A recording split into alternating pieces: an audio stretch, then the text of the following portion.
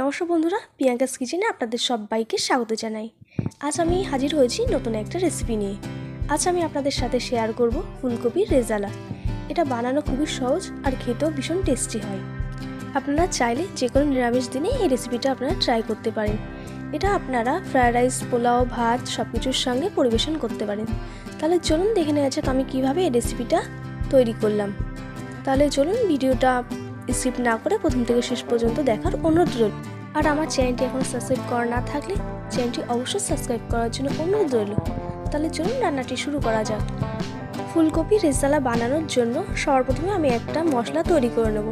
তার জন্য আমি মিক্সার গ্রাইন্ডারের মধ্যে দিয়ে দিচ্ছি 2 টেবিল চামচ পরিমাণ পোস্ত, দিয়ে দিচ্ছি 2 টেবিল চামচ পরিমাণ চারমগজ, আর দিয়ে দিচ্ছি 7-8টা মতন কাজু বাদাম। এবারে জল না দিয়েই শুকনো গুঁড়ো করে নিচ্ছি।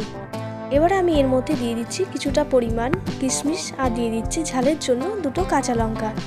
এবারে আমি এর মধ্যে সামান্য একটু জল দিয়ে এর একটা মিহি পেস্ট তৈরি করে নেব। এবারে এখানে আমি ফুলকপি নিয়ে নিয়েছি। ফুলকপিটা আমি ডুমো ডুমো করে কেটে ভালো করে জল দিয়ে ধুয়ে পরিষ্কার করে নিয়েছি। একটা কড়া বসিয়েছি, কড়াতে আমি পর্যাপ্ত পরিমাণ জল দিয়ে সামান্য একটু নুন দিয়ে জলটা খুব ভালো করে ফুটিয়ে নিয়েছি। এবারে আমি গ্যাসের ফ্লেমটা অফ করে কপিটা আমি ঢাকা দিয়ে রেখে দেব 30 মিনিটের মতন। 30 মিনিট পর ঢাকনাটা তুলে নেব। এবারে আমি ফুলকপিটা জল ছেঁকে ছেঁকে তুলে নেব।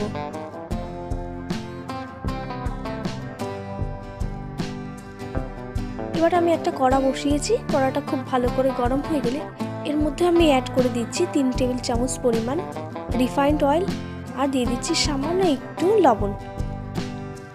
তেলটা ভালো করে গরম হয়ে গেলে এবারে আমি ভাপিয়ে রাখা ফুলকপিটা এর মধ্যে দিয়ে দেব। গ্যাসের ফ্লেমটাকে মিডিয়াম টু লোতে রেখে 3 থেকে 4 মিনিটের মতো সময় ধরে ফুলকপিটা আমি ভেজে নেব। যখনই দেখবেন ফুলকপিটার একটু কালার চেঞ্জ হয়ে এসছে, তখনই বুঝবেন যে ফুলকপিটা ভাজা হয়ে গেছে। এর বেশি আর ভাজার দরকার নেই। এবারে আমি ফুলকপিটা তুলে নেব।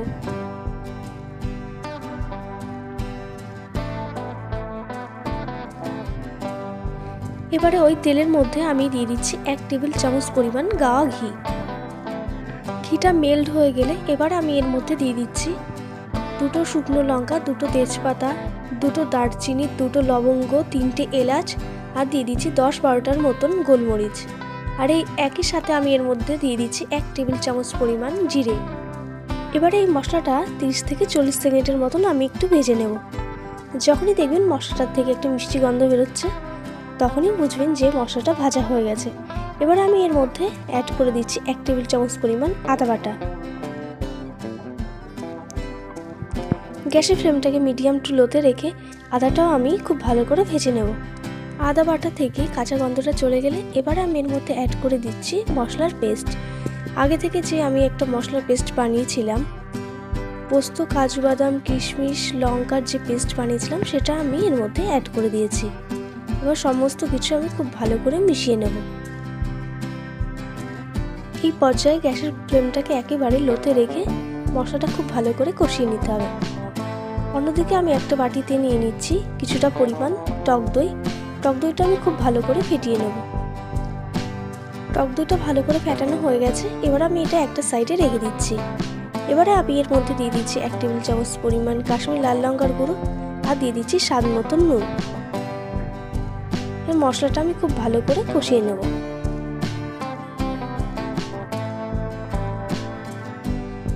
গ্যাসের ফ্লেমটাকে মিডিয়ামে রেখে 4 থেকে 5 মিনিটের মতো সময় ধরে মশলাটা আমি কষিয়ে নিচ্ছি। দেখতেই পাচ্ছেন মশলাটা থেকে তেল ছাড়তে শুরু করে দিয়েছে। মশলাটা আমার কষানো হয়ে গেছে। এবারে আমি এর মধ্যে অ্যাড করে দিচ্ছি ফেটিয়ে রাখা টক দইটা।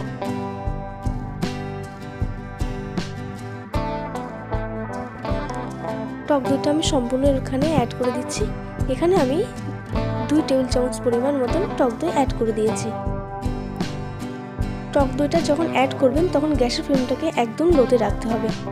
গ্যাসের ফ্লেমটাকে লোতে রেখে আমি টক দইটা মশলার সাথে খুব ভালো করে মিশিয়ে নেব। সমস্ত কিছু ভালো করে মেশানো হয়ে গেলে এবার মিক্সচার ধোয়া জল আমি এর মধ্যে একটু অ্যাড করে দিচ্ছি। সামান্য পরিমাণে জল অ্যাড করে দিয়েছি। এবার আমি খুব ভালো করে মিশিয়ে নেব।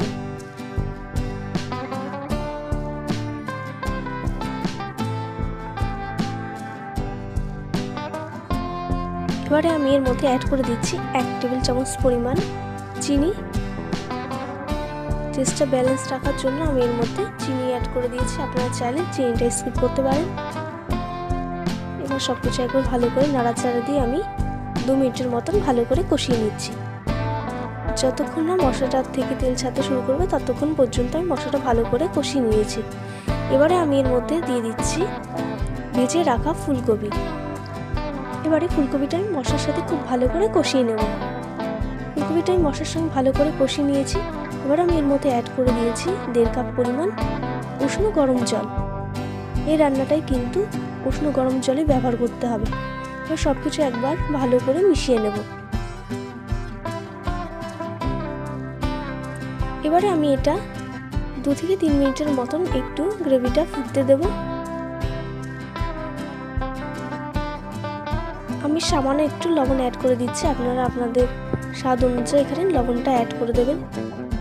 সমস্ত কিছু একবার ভালো করে মিশিয়ে নিচ্ছি।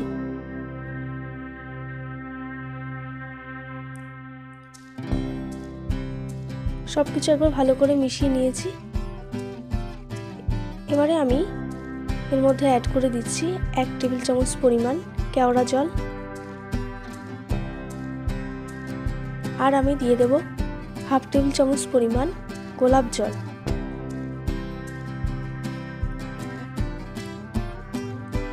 সব কিছু একবার খুব ভালো করে মিশিয়ে নেব। সমস্ত কিছু একবার ভালো করে মিশিয়ে নিয়ে এটা আমি ঢাকা দিয়ে 2 মিনিট রান্না করে নিচ্ছি। 2 মিনিট পর ঢাকনাটা তুলে নেব। রান্নাটা আমার পুরো কমপ্লিট। এবার আমি এটা আপনাদেরকে সার্ভ করে দেখাচ্ছি। দেখতেই পাচ্ছেন কত সহজে তৈরি হয়ে গেল আমার আজকের রেসিপি ফুলকপির রেজালা। আশা করছি আমার আজকের রেসিপিটা আপনাদের খুবই ভালো লেগেছে। রেসিপিটা ভালো লাগলে লাইক, শেয়ার ও আমার চ্যানেলটি এখন সাবস্ক্রাইব করা না থাকলে চ্যানেলটি অবশ্যই সাবস্ক্রাইব করার জন্য অনুরোধ রইল। ধন্যবাদ।